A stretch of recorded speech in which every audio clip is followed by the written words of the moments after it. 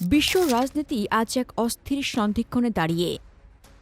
Ukraine যুদ্ধ, গাজা সংঘাত, Iran Israel মুখোমুখি অবস্থান এবং দক্ষিণ চীন সাগরের উত্তেজনার মধ্যেই রেড সি ও হর্ন অব আফ্রিকা ধীরে ধীরে পরিণত হচ্ছে পরবর্তী ভূ-রাজনৈতিক ফ্রন্টলাইনে। এই প্রেক্ষাপটে ইসরায়েলের সোমালিল্যান্ড স্বীকৃতি কোনো বিচ্ছিন্ন কূটনৈতিক ঘটনা নয়, এটি একটি সুপরিকল্পিত সামরিক ও কৌশলগত চাল, যা বৈশ্বিক শক্তির ভারসাম্যে পুনর্গঠনের ইঙ্গিত দিচ্ছে। রেড সি কেবল একটি জলপথ নয়, এটি বৈশ্বিক অর্থনীতির শ্বাসনালী। বিশ্বের প্রায় 12% বাণিজ্য, ইউরোপ এশিয়া জ্বালানি সরবরাহ এবং সামরিক নৌ চলাচলের একটি বড় অংশ এই করিডোরের উপর নির্ভরশীল। বাব আল মন্দেব প্রণালী বন্ধ বা অস্থিতিশীল হলে তার অভিঘাত সরাসরি ওয়াশিংটন, বেইজিং, ব্রাসেলস ও টোকিও পর্যন্ত পৌঁছে যায়। এই বাস্তবতায় রেড সি আজ এমন এক জায়গা যেখানে সামরিক শক্তি মানেই অর্থনৈতিক নিয়ন্ত্রণ। এই প্রেক্ষাপটে ইসরায়েল, ভারত, সংযুক্ত আরব আমিরাত ও ইথিওপিয়াকে ঘিরে গড়ে ওঠা নতুন রেড সি অক্ষ একটি স্পষ্ট বার্তা দিচ্ছে। এই অঞ্চল আর চীন নিয়ন্ত্রিত বন্দর, কূটনীতি কিংবা তুরস্ক নির্ভর নিরাপত্তা ছাতার একচেটিয়া মাঠ থাকবে না।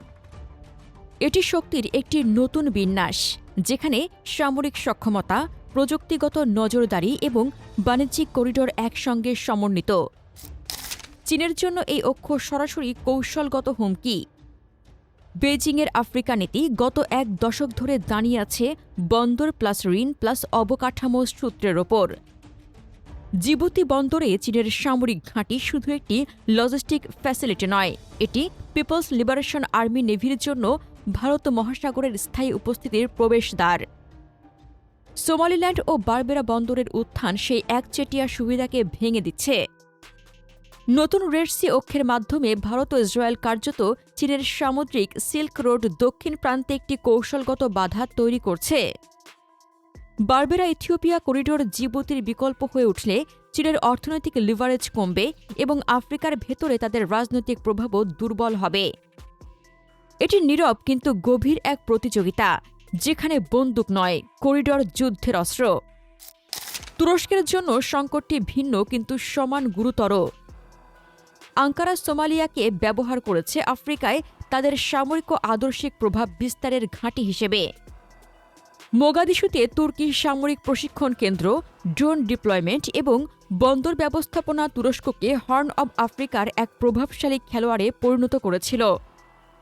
কিন্তু সোমালিল্যান্ড স্বীকৃতি সেই অবকাঠামোয় ফাটল ধরিয়েছে। ইরানও এই নিরাপত্তার সমীকরণের অংশ। ভারত ইসরায়েল জোট রেড সিতে ইরানের অসমমুখী চাপ প্রয়োগের সুযোগ সীমিত করতে চায়। পাশাপাশি আইএমইসি করিডোর চীনের সিল্ক রোডের বিরুদ্ধে অর্থনৈতিক পাল্টা ভারসাম্য তৈরি করছে, যেখানে সংযুক্ত আরব আমিরাত আর্থিক ও লজিস্টিক ভিত্তি দেয়। ইসরায়েল সমর্থিত একটি কার্যকর সংস্থা হিসেবে সোমালিল্যান্ড তুরস্কের ওয়ান সোমালিয়া কৌশলকে প্রশ্নের মুখে ফেলছে। এর ফলে আঙ্কারার সামনে দুটি পথ খোলা, একদিকে সামরিক উপস্থিতি বাড়ানো, অন্যদিকে পাকিস্তান ও কাতারের সঙ্গে ঘনিষ্ঠ সমন্বয়ের মাধ্যমে ভারতীয় প্রভাব ঠেকানোর চেষ্টা। এই অবস্থান তুরস্ককে আরও আক্রমণাত্মক কূটনীতির দিকে ঠেলে দিতে পারে। ভারতের ভূমিকা এখানে নীরব কিন্তু গভীর। সাগর ও মহাসাগর নীতির মাধ্যমে ভারত বহু বছর ধরে ভারত মহাসাগরে একটি নিরাপত্তা বলয় গড়ে তুলছে।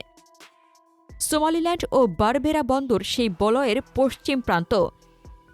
এর মাধ্যমে ভারত শুধু চীনের সামরিক সিল্ক রোডকে চ্যালেঞ্জ করছে না, বরং নিজেকে একটি অপরিহার্য সামরিক নিরাপত্তা প্রদানকারী হিসেবে প্রতিষ্ঠা করছে। ইথিওপিয়া এই অক্ষের মহাদেশীয় ভিত্তি। 12 কোটির বেশি জনসংখ্যার এই দেশটি স্থলবেষ্টিত হওয়ায় সমুদ্র বন্দরের উপর নির্ভরশীল। জিবুতির মাধ্যমে সমুদ্রপথে প্রবেশাধিকার থাকলেও সেখানে চীনের গভীর প্রভাব আদ্দিস আবাবার জন্য কৌশলগত ঝুঁকি তৈরি করেছে।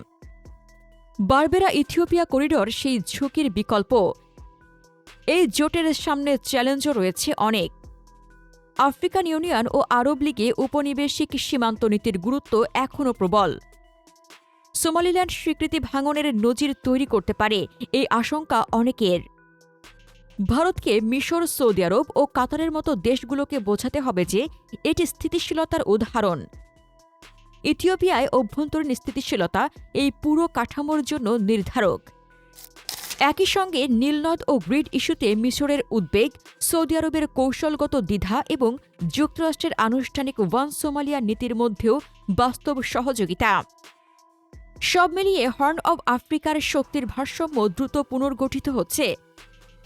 ইসরায়েলি দক্ষতা, ভারতীয় উচ্চাকাঙ্ক্ষা, আমিরাতি পুঁজি এবং ইথিওপিয়ার প্রয়োজন, এই 4টি উপাদান একত্র হয়ে রেড সি অঞ্চলের বাণিজ্য ও নিরাপত্তা পুনর্গঠনের একটি প্রকল্পের রূপ নিচ্ছে। এই কাঠামোর স্থায়িত্ব নির্ভর করবে আঞ্চলিক স্থিতি, কূটনৈতিক ব্যবস্থাপনা এবং প্রতিদ্বন্দ্বী শক্তিগুলোর প্রতিক্রিয়ার ওপর। ইসরায়েলের জন্য এটি অস্তিত্বমূলক নিরাপত্তার প্রশ্ন। ইয়েমেনি হুতি হামলা ও ইরান সমর্থিত সামুদ্রিক হুমকি দেখিয়েছে যে দক্ষিণ দিকটি উপেক্ষা করার সুযোগ নেই।